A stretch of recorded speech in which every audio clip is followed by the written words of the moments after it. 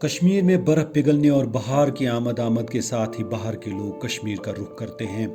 जहां सयाह यहाँ के नज़ारों से लुत्फ अंदोज होने के लिए आते हैं, वहीं बाहर से हर किस्म के कारीगर रोजगार की तलाश में कश्मीर वारिद होते हैं। एक तीसरी किस्म के लोग भी कश्मीर का रुख करते हैं।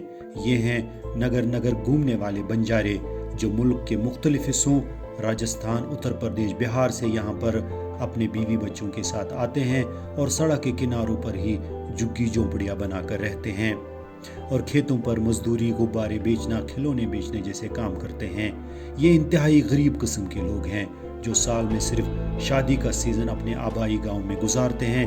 बाकी पूरा साल ये लोग शहर शहर घूमकर अपने लिए रोजी रोटी का बंदोबस्त करते हैं।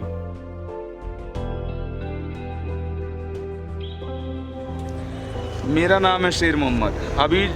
अभी तो हम मतलब यूपी से आए थे दिल्ली। उधर दिल्ली खा कमा रहे तो लॉकडाउन लग गया, ना इधर आ पाए ना उधर। लेकिन लॉकडाउन से पहले ही हम लोग यहाँ चले आए थे जम्मू चले आए थे। जम्मू से चेक उक करा के तो हम यहाँ तक आए।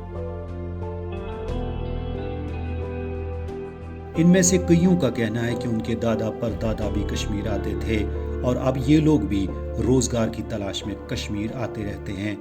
कश्मीर में ना सिर्फ उन्हें बेहतर रोजगार के मौके मिलते हैं, बल्कि उजरत भी 2 गुनी 3 गुनी ज्यादा मिलती है। ये लोग एक जगह पर कॉलोनी बनाकर रहते हैं और अपने साथ अपना कल्चर भी लेकर चलते हैं, जिनमें मिट्टी के बने चूल्हों पर खाना पकाना, पान खाना, खुद मसाले बनाना वगैरह शामिल है। आज के दौर में भी उनके बच्चे तालीम से महरूम हैं। एक तो उनकी ज़िंदगी गुजारने का तरीका ऐसा है कि उन्हें एक जगह से दूसरी जगह जाना पड़ता है। एक जगह टिक कर न रहने की वजह से बच्चे तालीम कैसे हासिल कर सकेंगे।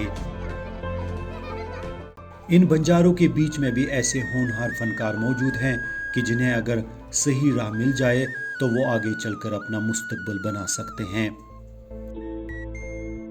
सालों से बंजारों के काफिले कश्मीर आते रहते हैं, हालांकि उन्हें मकामी लोग अच्छी नज़रों से नहीं देखते, क्योंकि जहां ये अपनी कॉलोनी खड़ी कर देते हैं वहां गंदगी फैला देते हैं।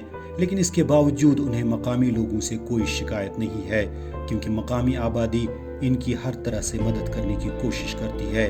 शायद यहाँ के लोगों के यही औसाफ इन्हें बार बार कश्मीर आने पर मजबूर कर देते हैं। ब्यूरो रिपोर्ट, खबर उर्दू।